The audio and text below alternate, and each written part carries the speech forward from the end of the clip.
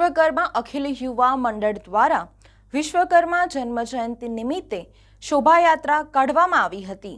શ્રી વિશ્વકર્મા અખિલ યુવા મંડળ દ્વારા છેલ્લા 24 વર્ષથી ભગવાન શ્રી વિશ્વકર્માની પ્રતિમાની સ્થાપના કરવામાં આવે છે, ત્યારે આજે અનિકેત મિસ્ત્રીના વર્કશોપ પરથી શોભાયાત્રા પ્રસ્થાન કરવામાં આવી હતી।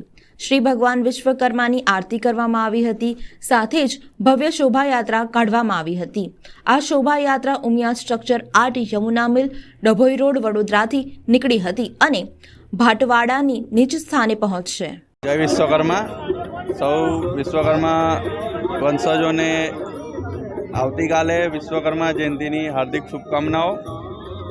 અમે વિશ્વકર્મા અખિલ યુવા મંડળ છેલ્લા 24 વર્ષથી અનિકેત મિસ્ત્રી જેમ આપના શહેરના સુપ્રસિદ્ધ મૂર્તિકાર છે, જે એમના તરફથી નિસ્વાર્થ ભાવે એક મૂર્તિ બનાવે છે, જે થકી આપણા વિશ્વકર્મા દાદાનો સમગ્ર ભારતમાં નહીં પરંતુ વિશ્વમાં જ્યાં જ્યાં આપણા ભગવાનનો પ્રચાર અર્થે બનાવવામાં આવે છે, જેથી ભગવાનના શું કાર્ય હતા, શું જીવનશૈલી હતી, એના ઉપકરણમાં આવી મૂર્તિઓનું બનાવીને સ્થાપના કરવામાં આવે છે।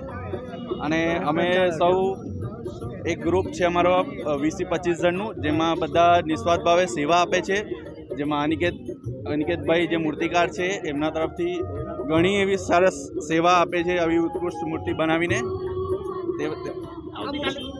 આવતીકાલે સવારે 9 વાગે સ્થાપના કરવામાં આવશે આ મૂર્તિની વાડી ભાટવાડા વિશ્વકર્મા મંદિર પાસે।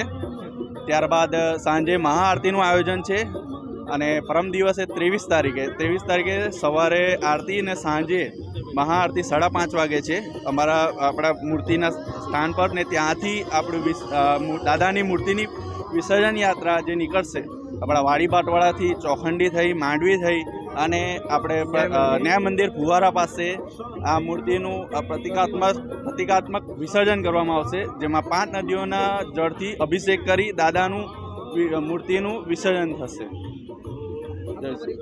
હું રોનક મિસ્ત્રી,